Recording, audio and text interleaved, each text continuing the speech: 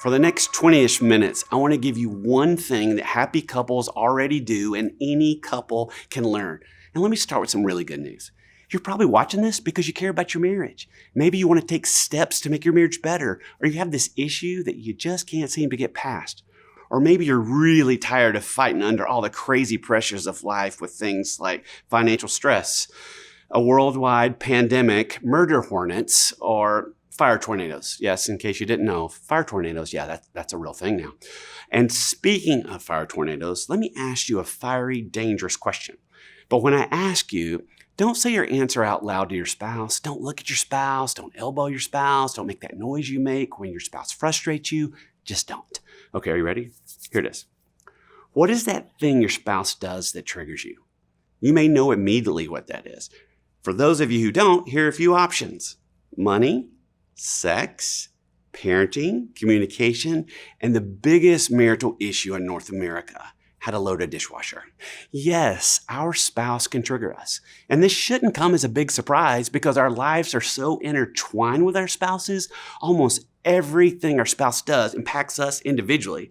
The way they handle chores, emotion, communication, frustrations can all radically impact our lives. So when our spouse does something frustrating, when it's hurtful or it's just wrong, it triggers us. And it's so easy, watch this, even so natural to react without thinking. And here's the biggest problem. There can often be nothing between what triggers us and our reaction.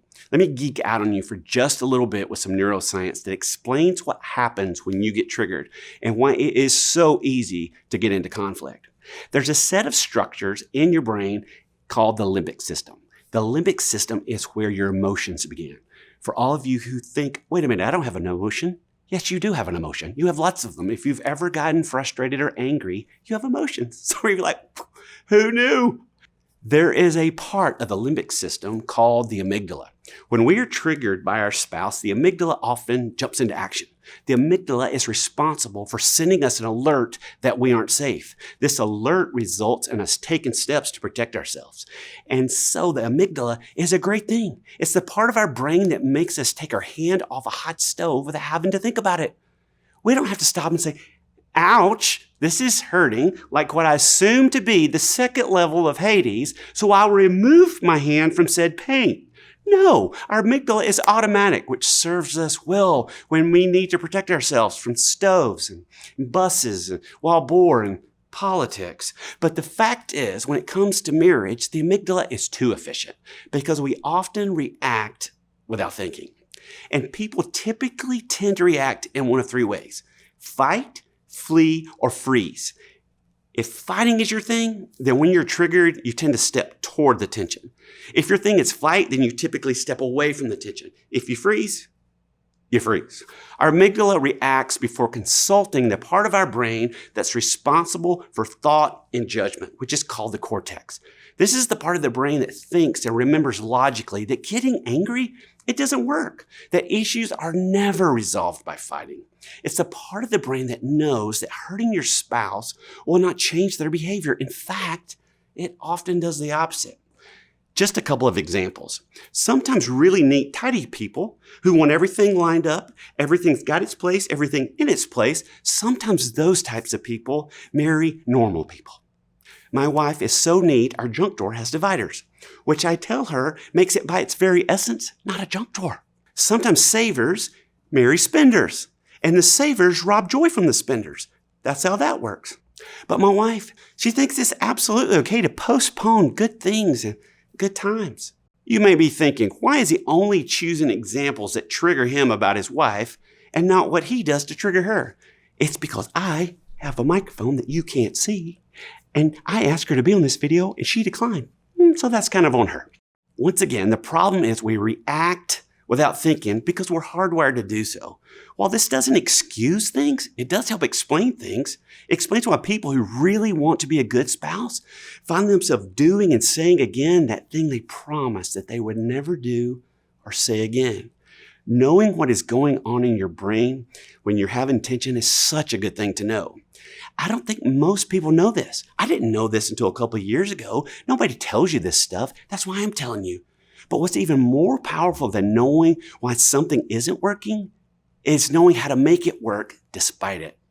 Let me put it more simply than neuroscience. I'm going to give you 2 quick verses that tells you exactly what to do when you're triggered. These verses are from James 1:19 through 20. If you aren't sure how you feel about the Bible speaking into your marriage, be assured this verse is backed up by the research we've been talking about. And it actually makes the research way more practical. And if you're like me and you're a follower of Jesus, fortunately for us, this verse isn't optional. So let's try out these few verses. Okay. Right now, I want you to imagine your spouse has just triggered you. Don't look at them right now. Look at me. Imagine your spouse has just triggered you. Now I want you to imagine yourself pausing the scene. And now imagine doing what James, the brother of Jesus, instructs us to do. He says this. He says, "My dear brothers and sisters, take note of this." Now let's don't miss this. He calls them dear brothers and sisters. James is speaking to a group of new followers of Jesus that he loved and he cared for, and he wanted them to have a right relationship with each other. He writes, "Dear brothers and sisters, take note of this. Everyone should do this. Be quick to listen, slow to speak, and slow to become angry." This verse gives us very specific instructions on how to pause. And here is why pausing is so crucial. Let me geek out on you just one more small time. When we are triggered, it takes 6 to 8 seconds for the amygdala to relax enough to get us back to a calm spot. 8 seconds is also the amount of time a bull rider is required to stay on a ride to be scored, which has nothing to do with what I'm talking about. It just gives us a very cool visual to put beside me. Yes, 8 seconds is the pause you need. And watch this. Studies actually show that the time we need to let the amygdala calm down can actually become shorter and shorter as you practice pausing. Yes, we can get better at pausing. Okay, let's take a look at this. The natural order of things is trigger, reaction. The supernatural order of things is trigger, pause, response. This space after being triggered is where relationships are either built or broken. In this space, my friends, is where the magic happens. You may be thinking, wait, I thought the magic happened in the bedroom. And it does. But the magic also happens right here in this pause. We have to create a space after we're triggered. We have to use that space to choose a response versus a reaction. Studies show that couples with the highest level of marital satisfaction use a tool that Dr. John Gottman, marriage researcher, calls a repair attempt. He defines a repair attempt as any statement or action, silly or otherwise, that prevents negativity from escalating out of control. A repair attempt is something happy couples use to keep things from going sour. When one or both of them feel triggered, they do something to pause. Most couples who use repair attempts, they don't even know that term. They don't even choose it. It's just something they happen to do naturally. But for those of us who don't do that naturally, we can choose to implement a repair attempt. Now, repair attempts can be as simple as saying, okay, let me pause. Can I redo that? Let me pause. I'm sorry, I can tell I hurt you. Let me pause. This isn't your problem. This is our problem. Our spouse needs an attempt from us to let them know that we're not trying to attack them. They need to know that we're safe. Whatever your pause is, you need to plan your pause when you're calm. And James gives us really specific pointers on how to learn to pause. They're all happening at once. These are not steps 1, 2, 3. Again, these are all happening at the same time. The first thing he says is this: be quick to listen. When we are triggered, it is so natural to immediately stop listening, to start talking, and to defend ourselves. We're not quick to listen. We're quick to stop listening. At least I am. We're quick to stop hearing what our spouse is trying to tell us. James gave us this amazing advice long before I got geeked out on neuroscience. He says, take a pause and try to hear what the other person is saying. Even if their behavior is wrong or hurtful, try to see through their behavior and see what is really hurting them. Listen to what they're trying to tell you. Their frustrations and their anxieties speak to something in them that matters to them. And this is a space to give them grace. Most of us weren't taught relationship skills growing up. We weren't instructed how to do marriage either. Well, neither was our spouse.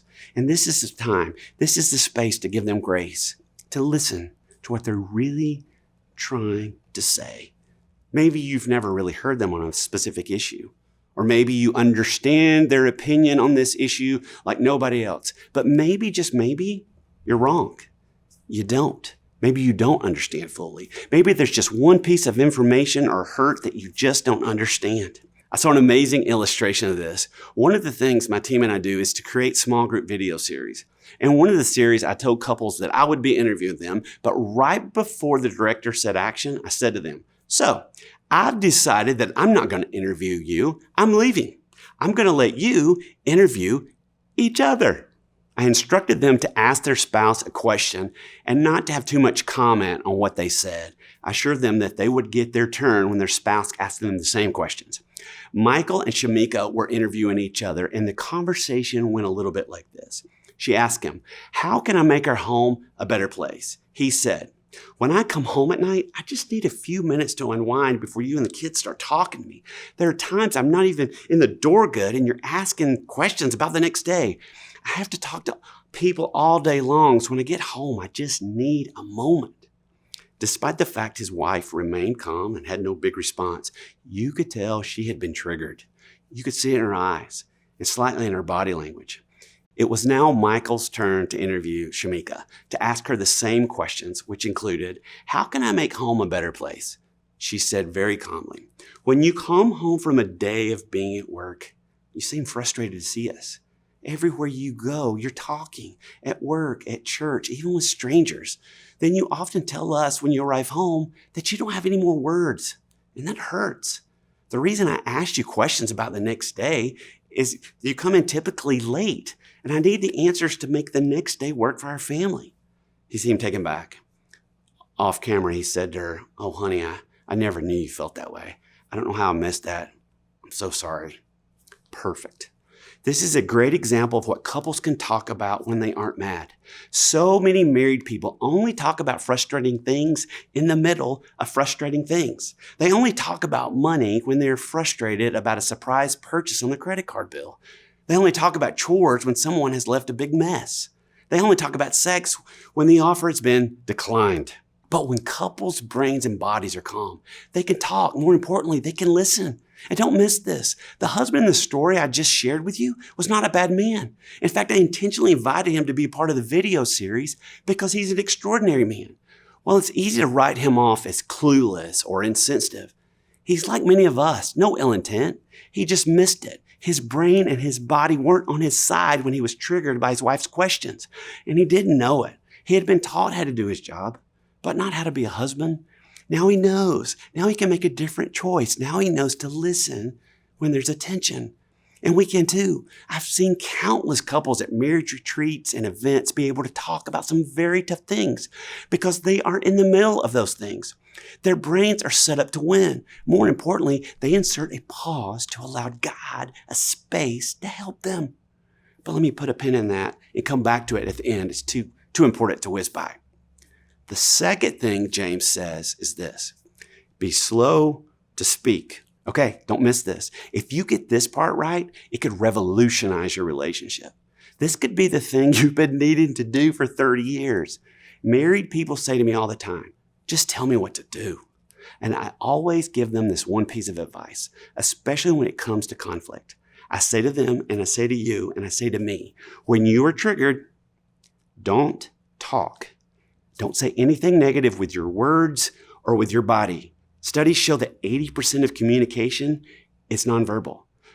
So when you're triggered, pause, take a breath, and do not talk. I believe people like me who work to help marriages, we learn too much, and we ultimately make marriage way too complicated. This advice is not complicated. When you are triggered, at first, do not talk. Brene Brown, a behavioral researcher, says when we are shamed, don't talk, don't text, don't type, until you allow the logical part of your brain to come back online. Don't address the situation until you have had time to become calmer and remember what you really want for your marriage. one of the most powerful parts of pausing is that it will lead to a better response versus a reaction. The next time you're triggered, imagine me waving my arms like this, saying, don't talk, don't talk, don't talk. But you don't have to imagine me. You can imagine a bear, Mickey Mouse, Dr. Phil, who I resemble more than I'm comfortable with. No matter the mental cue, just remember, when you're triggered, don't talk with your words, your face, or your body. When you're triggered at first, just don't talk. And here's the third thing. James tells us, be slow to become angry. Let me ask you a question. What does anger or frustration look like on you? How do you respond when you're triggered? Are you loud, passive-aggressive, distant, demonstrative, sarcastic?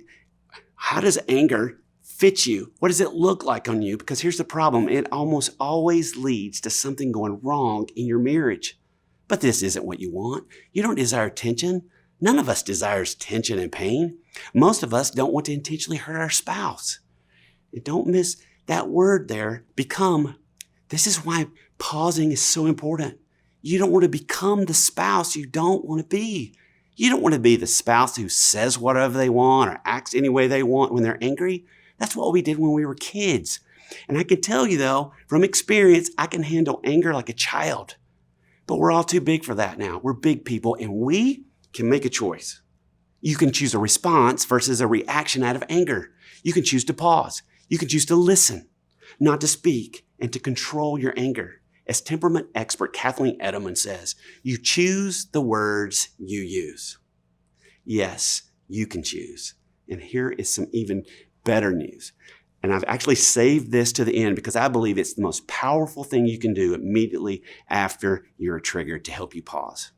Watch this. James not only gives us very practical wisdom to know how to pause, he gives us a why we should pause. He says, be quick to listen, slow to speak, and slow to become angry because anger does not bring about the righteous life God desires. Righteousness is just a fancy word for saying right living.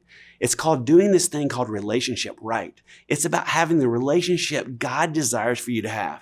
And I believe that God hardwired into all of us that same desire to do marriage in a way that gives us a home of grace and compassion, laughter, and intimacy. And that is built in part by self-control and implementing the difficult yet simple pause. And one of the greatest things we can leverage during the pause is to pray. Even if you aren't sure how you feel about God, say a prayer in this pause. Maybe you don't know how you feel about God, but God knows how he feels about you. I believe more than anything that inviting God and his ways into your marriage is the most important thing you can do for your marriage, including his wisdom to pause. And I'm not talking about fancy prayers. I'm talking about simple prayers in your mind like, help me, Jesus. More seriously, God, would you please help me to love well right now? Or if you need a really quick prayer, simply pray in your head or out loud when you're alone. God, please make space for grace. My passion on this topic doesn't just come from my years of study and working with couples. My passion for you to get this comes from my own life, my own faith. I learned the unfortunate art of how to verbally defend myself, and not in a good way. And this impacted my marriage right from the start. I was so shocked how quickly I could respond to Nancy and frustration. But I knew I didn't want that for our marriage. So with a lot of prayer and a great counselor, I learned to pause, to be quicker to listen to her, slower to speak, and slower to become angry. Do I get it perfect every time? No. But now I have a why and I have a how to pause. And more importantly, I have learned the power of a really simple prayer. God, give me space for grace. You can choose the same. Some of you may be like me. Maybe you need a counselor's help. There is no shame in that. We all need people in our marriage who want it to win. But it doesn't have to be a counselor. It could be your small group. It could be a coach, a mentor, a best friend. But if you want to get great at pausing, having great people on your team makes it so much easier. For some of you, that pause will need to last 5 seconds. Well, actually 8. For others of you, 5 minutes, and for others of you, 5 hours or longer. But you have to come back. You have to come back with a response and not a reaction. A response that you think about. A response you pray about. A response that draws you together instead of pushing you apart. You can come back and you can ask better questions. You can come back and ask them in a different way. You can come back and talk in a better way, in a way that gives space for grace. And in many situations, just give it up. Just simply forgive it. You could simply say to yourself, I don't need to bring this up. I was just tired. I don't need to bring this up. They were just tired. I don't need to bring this up. This is my issue, not theirs. I don't need to bring this up. They don't have the emotional capacity to deal with it right now.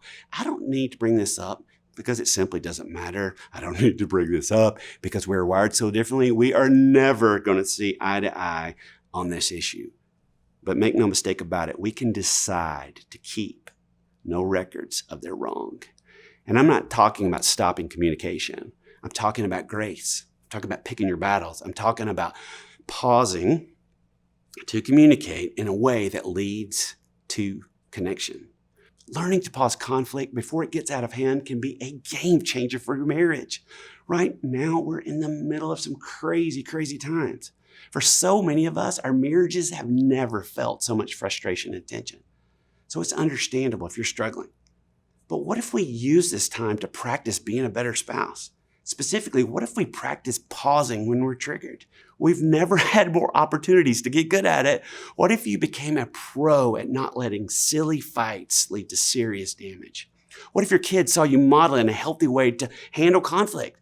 What if you looked back on this crazy time and said, this was the time we got closer because we learned how to love each other better by simply learning to pause?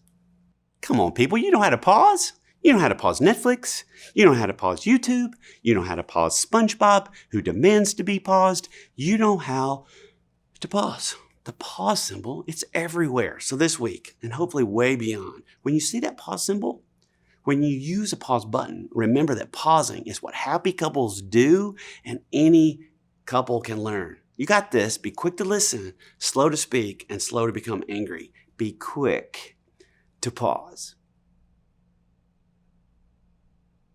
Just kidding. See you guys.